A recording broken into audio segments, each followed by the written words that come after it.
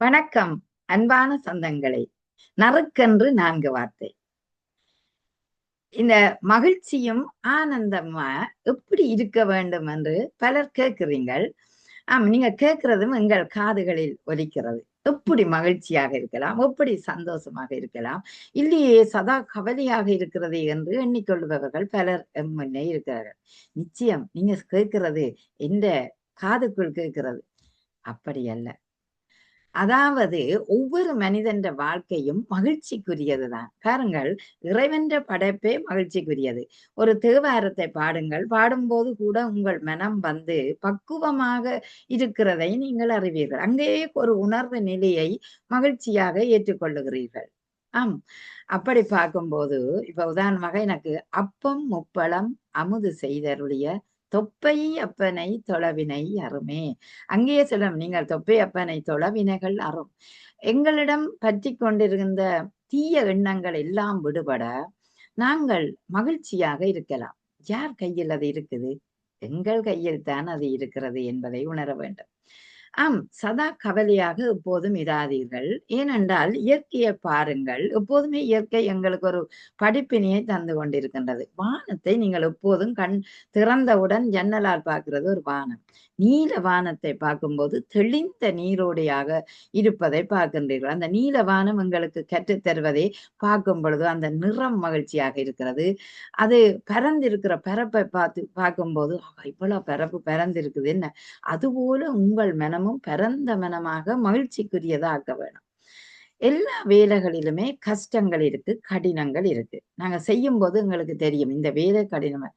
ஆனால் கஷ்டப்பட்டு செய்வதுதான் எங்களுக்கு பின்னால பயனை கொடுக்கும். அந்த கஷ்டப்பட்டாலும் இஷ்டப்பட்டு நீங்கள் செய்ய வேணும். ஏனென்றால் சில மலைகள் ஏறி பாருங்கள். அங்கு நாங்கள் ஒவ்வொரு படியும் வைக்கும்போது களைப்பு எங்களுக்கு அந்த மூச்செடுக்கிறது களைப்பாக எங்களுக்கு இருக்கும். ஆனால் உச்சியை நாங்கள் அடைந்தவுடன் ஆகா வந்து சேர்ந்து விட்டோம்.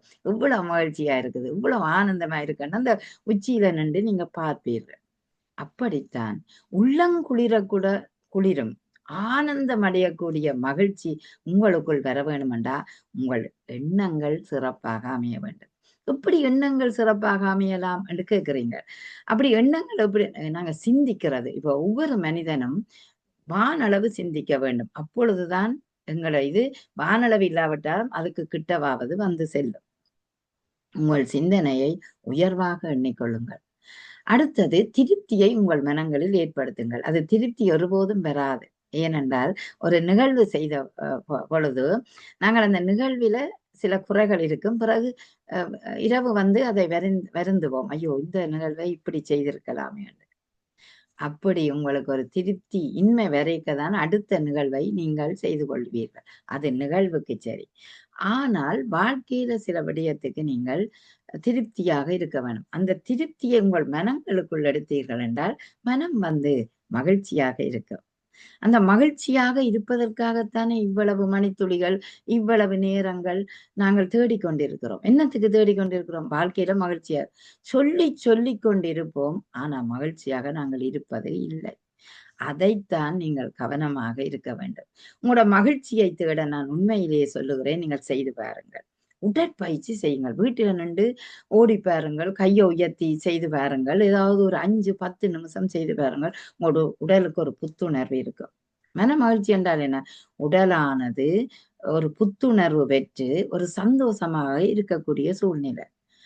தியானம், இறை வழிபாடு, நல்ல புத்தகங்கள் வாசிக்கிறது. இவற்றினூடாக உங்களுக்கு நல்ல எண்ணங்கள் வளரும். இவற்றினூடாக மனம் மகிழ்ச்சி அடையும். இயற்கையை பாருங்கள், ரசியுங்கள். அந்த இயற்கையின் ஒவ்வொரு இலைகளும் என்ன துளியாக இருக்கிறது, என்ன துளிர்ப்புகளாக இருக்கிறது. அவற்றை பார்க்கும்போது இவற்றை நாங்கள் செய்யாவிட்டால் நாங்கள் வந்து சதா எங்களோட வேலையில மட்டும் மூழ்கிக் கொண்டிருக்கிறோம்டா எங்களுக்கு கவலை வரும். எனக்கு இவ்வளவு வேலை இருக்குது, இது என்னடா என்று அப்படி கவலை வரும். அப்படி செய்யாது. வேலையையும் இலகுவாக்க பகிர்ந்து கொடுங்கள். உங்களோட குடும்பத்தில பலருக்கு பகிர்ந்து கொடுங்கள். அதனூடாக உங்களுக்கு இலகுவாக இருக்கும். எனவே மகிழ்ச்சி என்பது மனதுக்குரியது. அந்த மனதை கட்டியாளுகிற தன்மை எங்களிடம்தான் இருக்கிறது. ஆகவே நாங்கள் தேடி பார்ப்போம். எங்கள் மகிழ்ச்சி எங்கே இருக்கண்டு. நிச்சயம் நீங்கள் தேடி பார்த்தீங்களா, நீங்கள் நல்ல எண்ணங்களை எண்ணுங்கள். நல்ல நூல்களை படியுங்கள், நல்ல சிந்தனைகளை வளருங்கள். இவற்றினூடாக மகிழ்ச்சி தானாக வரும். விரும்பிய தொழிலை செய்ய முயற்சிக்கணும். விரும்பாத தொழிலை செய்யும் போதுதான் உங்களுக்கு கடினம் இருக்கும். விரும்பிய தொழிலை செய்து பார்க்கறதுக்கு முயற்சி செய்து பாருங்கள். சில நேரம் அந்த முயற்சி கூட உங்களுக்கு முயற்சியை தரும். நன்றி, வணக்கம்.